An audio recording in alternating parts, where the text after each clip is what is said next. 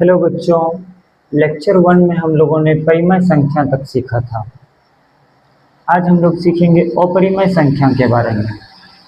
ऐसी संख्या जो परिमेय संख्या ना हो, यानी कि जिसे p बाई क्यू के फॉर्म में ना लिख सके हम लोग, जहाँ p और q क्या हो, इंटीजर्स हो, पूर्णांक हो। ये नंबर को देखते हैं, इसका तो वर्गमूल आ रहा है, इसका तो स्क्वायर रूट आता है 2, जो कि परिमेय संख्या है, यानी कि यह संख्या क्या है, अपरिमेय नहीं है, नॉट इरेशनल।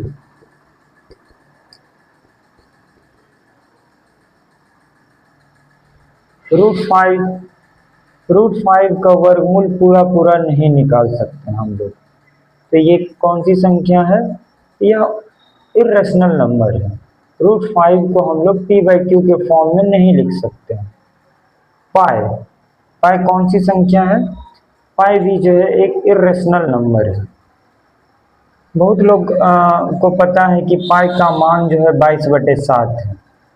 22/7 रेशनल नंबर है, बट पाई एक इरेशनल नंबर है। ये दोनों बराबर नहीं होते, ये दोनों का मान लगभग बराबर होता है।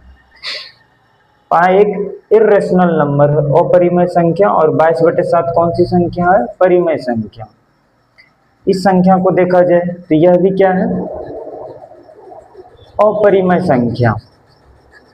ऐसी संख्या जिसका रूट हम लोग निकाल रहे हैं और अंदर में रूट के अंदर परफेक्ट स्क्वायर नंबर अगर नहीं है, अगर परिपूर्ण वर्ग संख्या नहीं है, मतलब किसी पूर्णांक का यह अगर वर्ग नहीं है, तो ऐसी संख्या क्या होगी, अपरिमेय संख्या। अगर रूट 2 को हम लोग लिखे तो इस तरीके से लिखते जाएंगे, इसका अंत नहीं आएगा, तो रूट 2 क्या है, अपरिमेय संख्या। इस तरीके के नंबर को यहाँ पे देखा जाए अगर, तो एंड नहीं आ रहा है, इसका मतलब अशांत है ना, और सेम नंबर जो है रिपीट नहीं कर रहा है, तो यह क्या है, अशांत अनावर्ती दशमलव संख्या। इस तरीके की संख्या क्या होगी, अपरिमेय संख्या। लिखा जाए रूट 9, तो रूट 9 का वैल्यू जो है 3 होगा। जब भी इस तरीके से अगर रूट के अंदर कोई संख्या हो, तो उसका जो स्क्वायर रूट होगा, पॉजिटिव स्क्वायर रूट हम लोग लिखेंगे। वैसे तो 9 अगर देखा जाए, 9 जो है 3 का भी स्क्वायर है और -3 का भी स्क्वायर है, बट अगर यहाँ पे रूट दिया हुआ रहे तो हम लोग पॉजिटिव वैल्यू ही कंसिडर करेंगे। अभी तक हम लोगों ने जितनी भी संख्याएं सीखी, परिमेय संख्या और अपरिमेय संख्या, उस दोनों के कलेक्शन को, उस दोनों के संख्या को मिला दिया जाए तो जो समूह मिलता है, तो वो सारा नंबर क्या है, रियल नंबर्स। 1, 2, 5/7 ये सारा क्या है, रियल नंबर्स। सारे रियल नंबर्स को हम लोग नंबर लाइन पे दिखा सकते हैं। प्रत्येक रियल नंबर को हम लोग एक यूनिक पॉइंट, एक अद्वितीय पॉइंट से हम लोग संख्या रेखा पर दिखा सकते हैं, या फिर संख्या रेखा पर का कोई भी बिंदु एक यूनिक, एक अद्वितीय रियल नंबर को दिखाता है। हम लोग परिमेय संख्या को आसानी से नंबर लाइन पे हम लोग दिखा सकते हैं। हम देखते हैं अपरिमेय संख्या, जैसे रूट 2 को हम लोगों को नंबर लाइन पे दिखाना है, तो रूट 2 को हम लोग कैसे दिखा सकते हैं। सबसे पहले हम लोग क्या करेंगे, नंबर लाइन ड्रॉ करेंगे।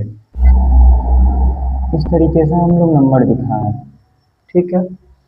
रूट 2 हम लोग एक चीज जानते हैं, अगर कोई भी समकोण त्रिभुज अगर है, इसका जो कर्ण होता है, अगर ये बेस है, ये हाइट, तो p का वैल्यू अगर निकाले हम लोग, बेस का स्क्वायर प्लस h का स्क्वायर, अगर b हमारा 1 रहे, h हमारा अगर 1 रहे, तो p अगर देखें हम लोग क्या हो जाएगा, 1 का स्क्वायर, यानी कि रूट 2। यानी कि अगर ये दोनों हमारा 1 रहे, तो इसका लेंथ क्या हो जाएगा, रूट 2 के बराबर। तो हम लोगों को रूट 2 दिखाना है नंबर लाइन पे, तो हम लोग क्या करेंगे, तो ये लेंथ क्या है, 1 यूनिट। इस पे हम लोग चांद के सहायता से चांद की सहायता से हम लोग 90 डिग्री का कोण बना लेंगे। 90 डिग्री का कोण बना लेंगे इस तरीके से ऊपर की तरफ ये कर लेंगे। इसको हम लोग माप लेंगे 1 यूनिट। यहाँ से भी सेम लेंथ का जो हम लोग इधर कट करेंगे, ठीक है। अब इसकी लंबाई है 1 यूनिट, ये 1 यूनिट है। तो ये वाला जो लेंथ है, ये वाला जो लेंथ है हमारा, इसकी लंबाई कितनी हो जाएगी?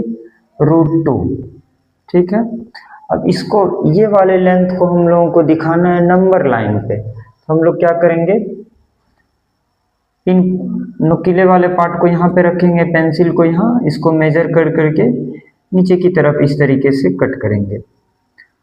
मान लेते हैं ये ए पॉइंट है, तो हम लोग लिखेंगे OA संख्या रेखा पर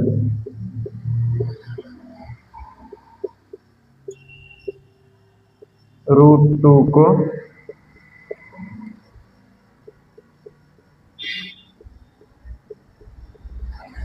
ठीक है।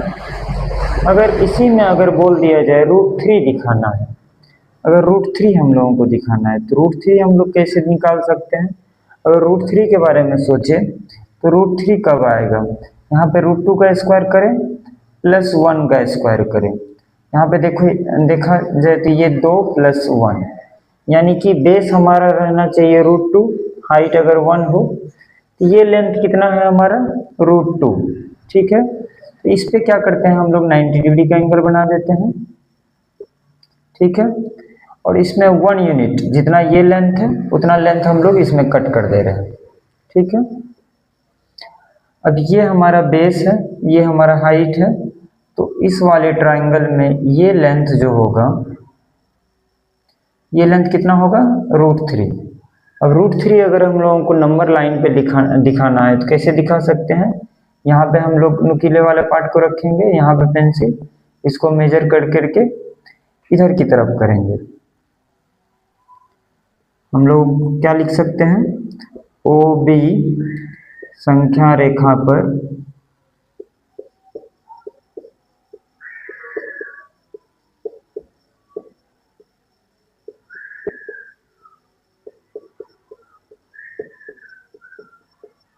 इसी तरीके से अगर हम लोगों को बोला जाए √5 को दिखाने के लिए, √5 के बारे में अगर सोचे तो √5 कैसे आएगा? 2 का स्क्वायर प्लस 1 का स्क्वायर, यानी कि अगर हम लोग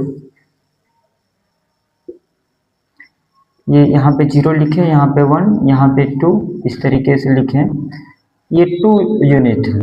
इस पे हम लोग क्या करते हैं? चांद की सहायता से हम लोग 90 डिग्री का एंगल बना देते हैं, ठीक है। 1 यूनिट मेजर करके यहाँ पे हम लोग कट कर लेते हैं, ठीक है। ये वाला लेंथ है, ये वाला लेंथ हम लोगों का क्या हो जाएगा? √5 के बराबर। अगर इसको हम लोग नंबर लाइन पे दिखाना है, संख्या रेखा पे दिखाना है, तो क्या करेंगे? यहाँ पे हम लोग नुकीला वाला पार्ट रखेंगे, इसको मेजर करके इस तरीके से यहाँ पे हम लोग दिखा देंगे। यानी कि ये पॉइंट अगर बोल दिया जाए C, तो OC किस पॉइंट को दिखा रही है? OC संख्या रेखा पर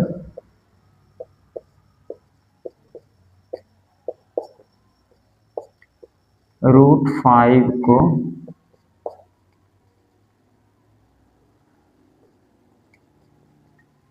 एक चीज हम लोग देख सकते हैं, अगर √2 हम लोगों को दिखाना था तो एक पे हम लोग 90 डिग्री का एंगल बनाए। √3 अगर दिखाना था तो √2 पे हम लोग 90 डिग्री का एंगल बनाए। √5 अगर दिखाना है तो √4 पे हम लोग 90 डिग्री का एंगल बनाए। यानी कि अगर हम लोगों को √n दिखाना हो तो हम लोग पहले √n-1 फाइंड आउट करेंगे, ठीक है। उस पे हम लोग 90 डिग्री का एंगल बनाएंगे। पहले √n को दिखाने के लिए क्या करना होगा? √n-1 को हम लोगों को दिखाना